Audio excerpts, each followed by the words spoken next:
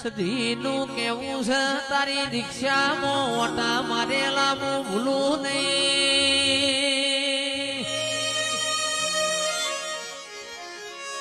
એ એકલી ટાઢ પડતી મોય પડતી મને સધી ન ઘડીએ હુની મેલી ના હોય.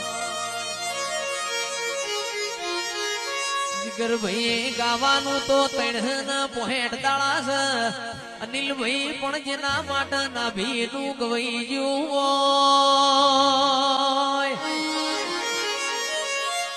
એ કળા કમોણા દગા વાળિયાના મોનવી ધક્કા ખાધા હોય.